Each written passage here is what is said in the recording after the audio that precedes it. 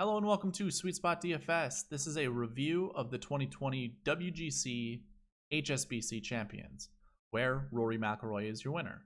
He was a favorite that I had predicted would do well. I even in the preview video showed you a bunch of lineups because I said I was going to play him at 50%.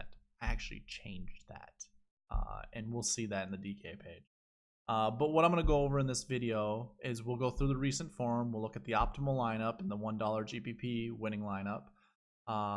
And then basically just go through the spreadsheets, including the DK page that I usually do all my previews off of, and just see if we can find any indicators that did well. And of course, we'll talk about the rules that I had set forth during the preview video and see how well they did. So right away, we'll go ahead, look at the spreadsheet. I have the recent form tab up right now. And again, like every week, we look at the $1 GPP, the optimal lineup, look at the differences between the two. In light blue that I have color coded over here, we have the golfers in the $1 GPP. The little tick marks here, those are the golfers in the optimal lineup. And I started this last week. I'm going to continue doing it because I like it so you guys can see the visual. These are the points that were scored on DraftKings for these golfers. I included some that I thought were relevant, and then didn't for others. So obviously, like these golfers, because of their price, I didn't include their points because you needed these three golfers at the top in order to, for the optimal lineup or just to win a tournament. So yeah, that's why I don't have any points for these guys. But obviously, Jazz was a golfer I had seen in a couple, and his 6,500 could be replaced by one of these 6,500s. So I wanted to see the difference in points. And since he was kind of the closest one on the leaderboard that you could have substituted for any of these players, I just wanted you guys to see kind of the point difference. But let's go ahead and look at the point total for the $1 GPP. It was 686.5, and the optimal lineup was 718. So really 30 points separated. And in fact, the guy who did win the tournament had everyone in the optimal lineup except for one golfer. He chose JT Poston as opposed to Victor Perez. And the difference in points between those two, which was basically 32 points. So the $1 GPP winner did really well and hit on a lot of the players that we kind of thought were going to do well. Now, if I go back to the notes page, one of the things I go, kind of year by or week by week is I talk about last year bucket, last week bucket, kind of go through the bucket system. And we look at the combinations between, last year and last week for each year and see if we can find any kind of correlation, any indicator that, a golfer may do well or a type of golfer may do well according to this. And what we saw every single year was at least one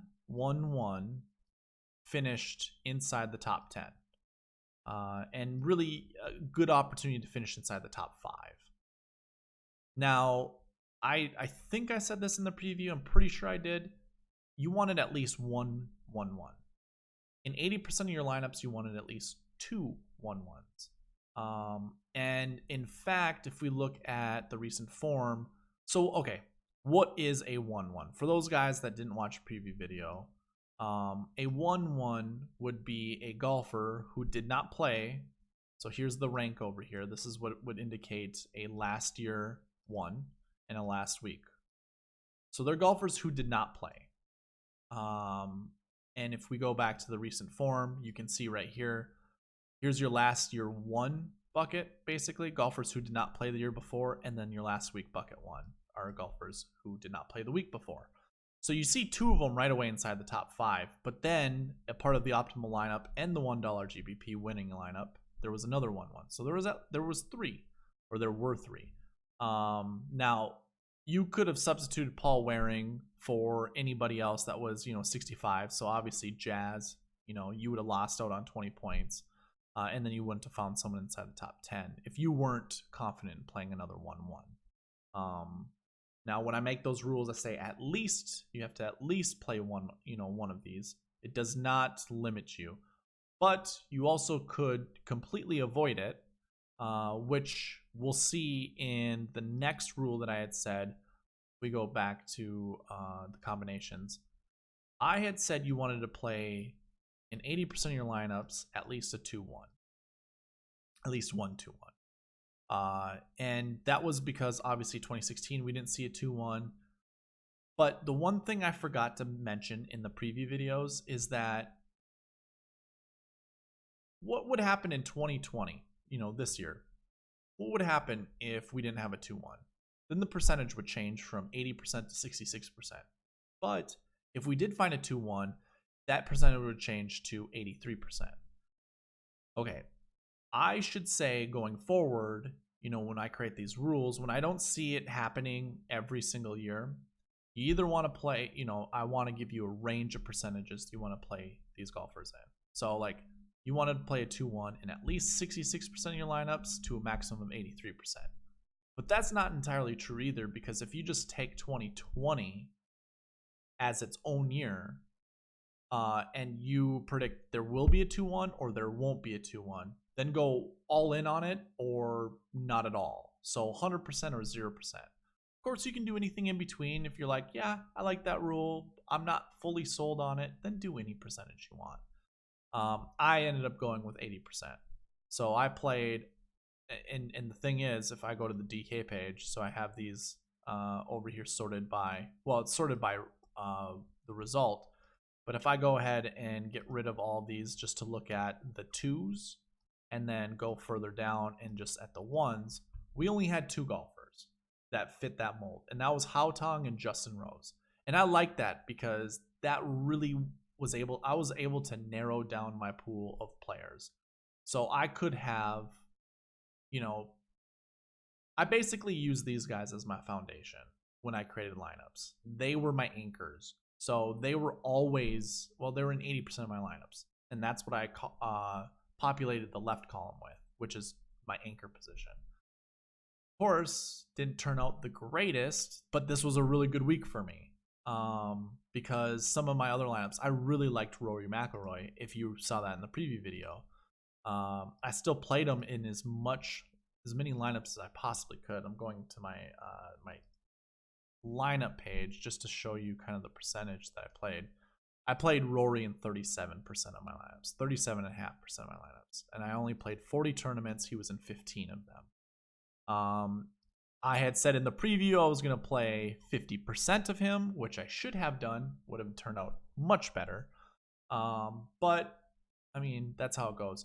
I won most of my money on the weekend, where I leveraged basically what I had seen at the top of the leaderboard with my process.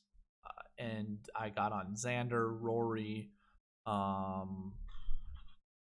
can't remember the other golfers that I was on. I think Victor Perez was in my lineup. Jason Kokrak was in my lineup, and so was Abraham Answer. And I didn't have Louis. I can't remember who my 6th guy was, but I mean, just those 5 golfers were able to net me a pretty good result. I mean, I tripled my money, so it was good for the weekend, or for the week, I should say.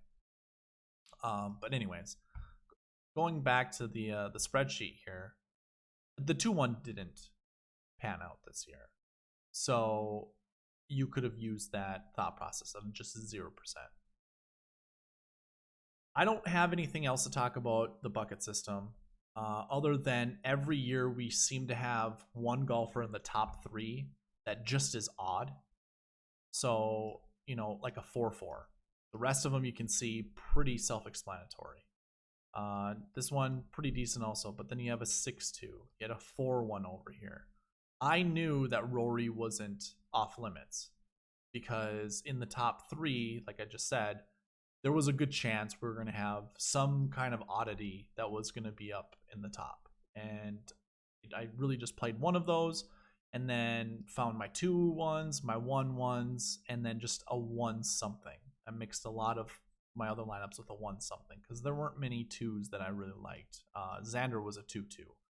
So, I mean, there isn't anything that would show that a 2-2 would be fine, but obviously having a 2-something would have been okay, or a 3-something would have been fine. It didn't have that. The player pool didn't have that many options when it came to those kind of variation. So back to the DK page. So we have our results up here. This doesn't surprise me. Rory and Xander teed off together. Here's an interesting thing. I'm going to sidebar a little, not sidebar, I'm going to branch off a little bit. They actually made a poll. I don't remember through who, but the PGA Tour, they polled a bunch of players to say who were the top golfers you like golfing with and who are the worst golfers you like golfing with. This is a thing. So that's why I always talk about starting holes and tee times, like who are paired together. Because if they're polling golfers this way, there wouldn't be anything on there that says, or they wouldn't actually ask this question. But of the top golfers that people like to play with, it was Charles Howell III, Harold Varner III, and Kevin Kisner. Those 3 golfers people like golfing with. So now I'm going to use that information going forward. Anyone paired with those golfers, I'm probably going to add, because having a good mindset playing golf helps you a lot. They say if you have a negative mindset or just any kind of negativity running through your body, you lose 15% of your potential because your muscles are more tense, you're not fully loose, chances of going awry are pretty high. The worst golfers they talked about basically were any, okay, so they first generalize. So basically the best golfers are anybody who plays fast. The worst golfers are anyone who plays slow. So who do you think was on the top of that? It was Bryson DeChambeau. It was weird. I mean, he was, the poll was like 27% of people say they don't like playing with slow golfers. 25% of them didn't like playing with Bryson DeChambeau. I think it was something like that. So it was something crazy. And then I think like Rory Sabatini was on there, and I can't remember who that third person was. But that was interesting to see Sabatini on there. But yeah, so it matters. That's why I talk about these starting holes and tee times. And you had Rory and Xander. Like I told you, it was a dynamite pairing. That group. There were a few of them. This was like probably the best one out of all of them. And if I go down and I look at the rest of them, you really don't see any other matches. So sure, it's very subjective, and it goes ahead and proves my point just for these 2 golfers. But I couldn't tell you who some of these other golfers were paired with. So, Abraham Answer, he could have been paired with somebody really well or really good who just didn't perform well, but added to the value of the group. And I know that's kind of a vague statement to say, but again, I know it matters, and it's fun to look at that kind of stuff just to, go ahead and really narrow your pool. Odds, again, I don't bet on golf for odds. I would love to, but Minnesota doesn't currently allow that, so I just don't. Interesting to see the world golf rankings. One guy really just stands out, obviously, Matthias, at 129 in the world. Rest of this, not a big deal. So, you know what? I think the only thing that we can look at right now that really has any relevance are the Bentgrass stats. I didn't really look at it to see. This is my first time looking at it.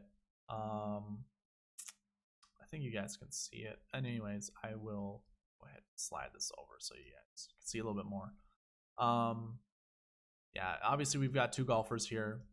Don't really show much, but the rest of them, like, that's all pretty solid. This is pretty solid as well. You don't see anything light red or dark red. Abraham Answer was always good on Bentgrass. If we were to pull like the 2019 stats, so this is just 2020. This is just the fall season.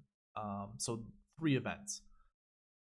He obviously hadn't been playing well, but he does do well on Bentgrass greens. So this will add another tournament where he finished inside the top 10 at a Bentgrass golf course.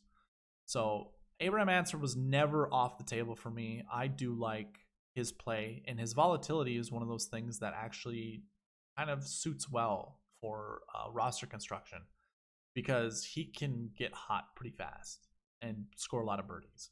So it is something to look after or to look into. But yeah, So bent grass kind of played through, which again, the grass stats, starting holes, tee times, who the golfers are golfing with, those things matter. Last year, last week, course history, recent form, those are things I all care about. And honestly, that's the end of my review. I don't think I have anything else to talk about. I didn't get to watch much. I know Rory and Xander went down to a playoff, so it seemed pretty compelling. And then Rory just, sealed the deal with a short putt on the last hole. I mean, I think his drive, I saw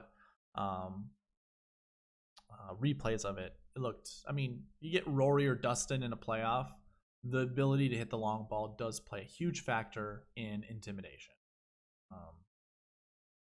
Go ahead and sound off in the chat if you don't agree with me, but I know it does.